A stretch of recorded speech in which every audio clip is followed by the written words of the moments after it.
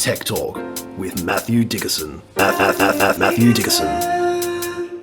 Tech Talk. Tech Talk. Sit back and relax. It's time to talk technology. Two to you, and one car is stolen each 12 minutes in Australia, and 1 in 120 people will fall victim to car crime this year. In addition to breaking into a home, car thieves are able to relay the signal emitted from modern car keys to unlock and start your vehicle.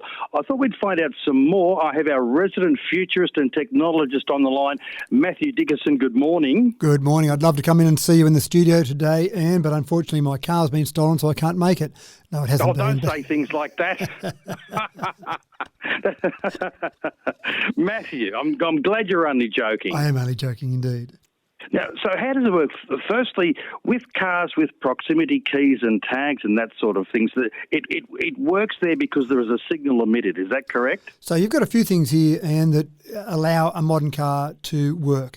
And one of the things that's great about it is the old-fashioned days of having a key that you would put in an ignition and turn, and that triggers the starter motor to start the engine. Then you've got to let go of it to come back so that the ignition's on, but the starter motor doesn't keep going. And everyone's probably done that trick in the old days when you'd turn it again sometimes when you go to turn the car off and you hear that terrible grinding noise of the starter motor kicking into the flywheel again and then giving that grinding noise. So a modern car doesn't have that sort of a key. And you see in the old movies where someone just jumps in the car and pulls a few wires underneath the dash and puts them together and that's it, away it goes.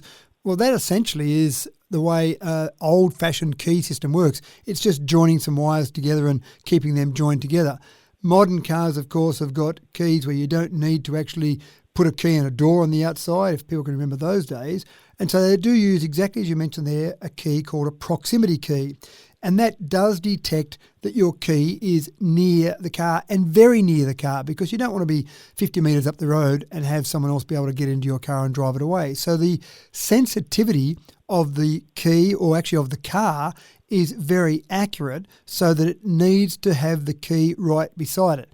But, and I hate to use the word clever, Ian, but clever thieves have come up with a way to do a relay attack. And so what they do with that is they use a pair of radio transceivers. And just keep in mind here, I'm not trying to give hints to people about how to do this. It is a fairly complicated process. But in very broad terms, they use a pair of radio transceivers. One person will stand near the car, or you could just leave the transceiver near the car. The other transceiver, or other person, for example, might be near your car keys.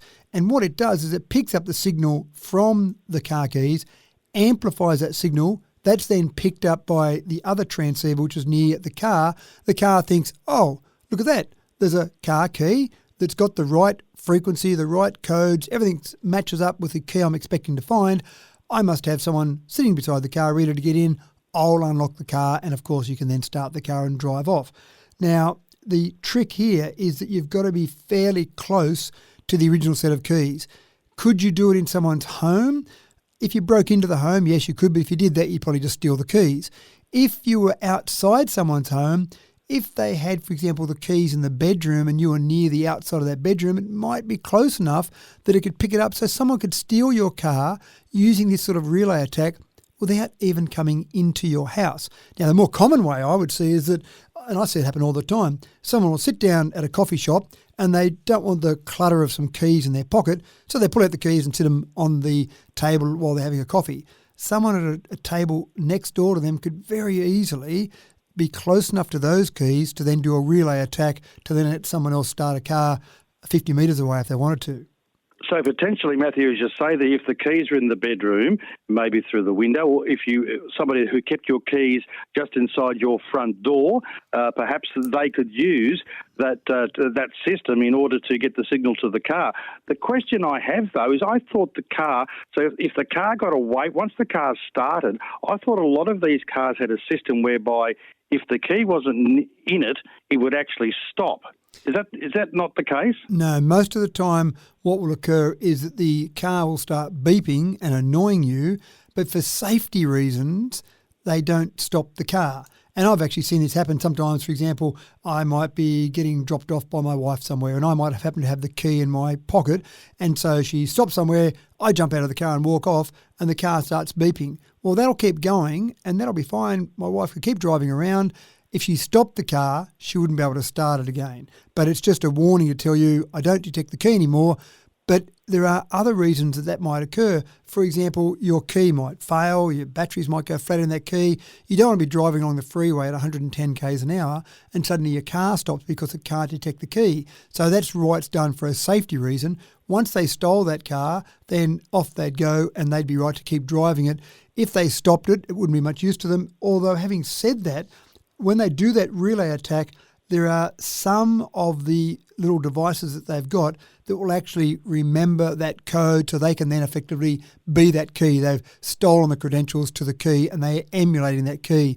Most of the time, though, they're just relaying the actual signal. So it's an easy way for someone to steal a car, not necessarily to keep it as their forever car, but for a joyride, absolutely, and that'll keep going until they stop somewhere. Matthew, there is, however, a way you can protect yourself, isn't there? There are a number of ways you can protect yourself. The most convenient of those ways is with a mini Faraday cage. Now, Faraday cage, that term is named after the English scientist Michael Faraday. He first observed, or didn't really create, it's not an invention as such, but observed this phenomenon back in 1836. It's pretty safe to say he wasn't focused on the removal of car theft by relay attacks in 1836, but essentially a Faraday cage is a box, a pouch, some type of container, and it's made up of a conductive material. So typically it would be metal, a wire, anything that conducts electricity, and it's a way of basically blocking electric fields and shielding electromagnetic radiation. For example, your car keys, when you're standing beside the car, there is a very small amount of electromagnetic radiation that comes out of that. Nothing that would damage us, the same as a mobile phone won't damage us, but enough to get that signal from the keys into the car itself. But a Faraday cage will stop those signals from getting out or in. So that sounds like a good idea. Obviously, you don't want to have it with you when you're about to go and drive off because you want the signal to get out of the Faraday cage. But in your house, for example, if you had somewhere that you stored your keys, you had a certain spot, might be inside the door, as you say, it might be in a cupboard, it might be somewhere safe, you could actually buy a Faraday cage pouch, and drop your keys in there, and that would block any electromagnetic signal from coming in or out. So if someone tried to do a relay attack, they wouldn't actually be able to pick up that signal in the first place. So quite a clever way to do it, quite a clever thing to do. The other solution, of course, is there are some car manufacturers, and I know Tesla's one of them, that they don't use a proximity key at all. They use your mobile phone.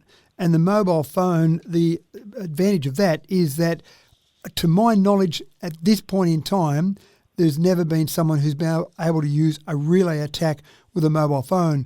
What it's doing is doing a proximity sensor, again, the same as a key is, but it's a slightly different and much more complicated one. So the likelihood of the ability for someone to do a relay attack when your mobile phone is your key is very low. I mean, no system is completely immune to potential breaches, but it's not a bad way to go for manufacturers. And again, I know Tesla do it. Other manufacturers are looking at that as a solution. I know BMW was talking to Apple about doing something similar there. So that's not a bad way to do it either, because again, you don't need to worry about a Faraday pouch.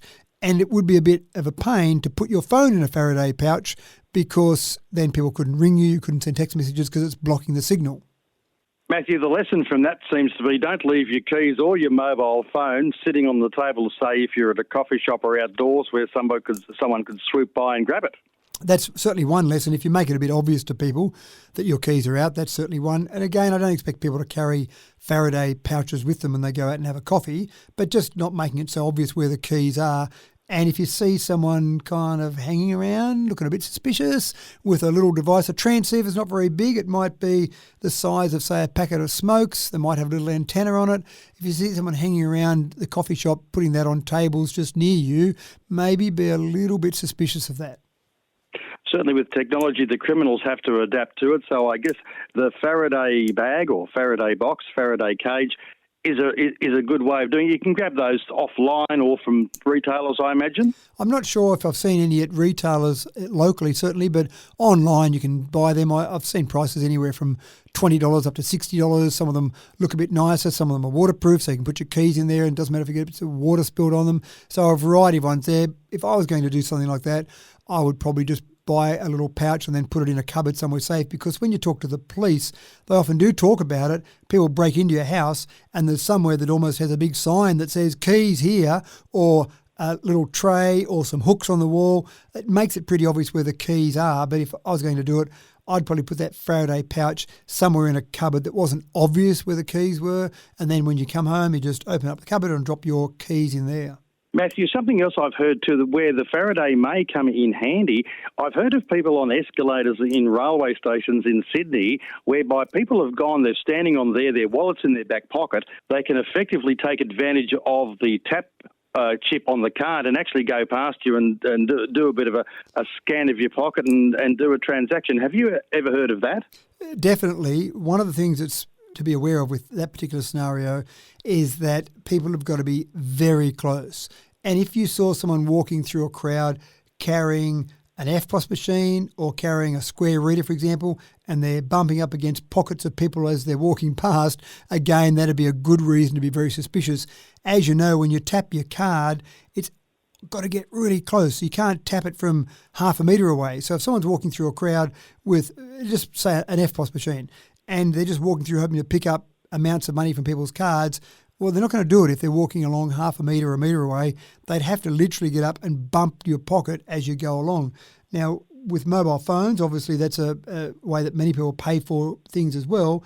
Mobile phones, watches, that type of thing, but they don't work until you activate them. So you've got to click a button on the actual phone or on your watch and then be authenticated before you can actually use that. So that's another safety aspect where it does make more sense to use your phone to do it. But if you've got a card, if you're one of those old-fashioned people that uses a card to tap and go, then they could do it. But again, if someone just bumped into you randomly and you notice they were carrying some other device with them, that'd be the time that I'd be a little bit concerned about that. Pays to be prepared. So the most important thing, Ian, is to be alert, because the world needs more alerts.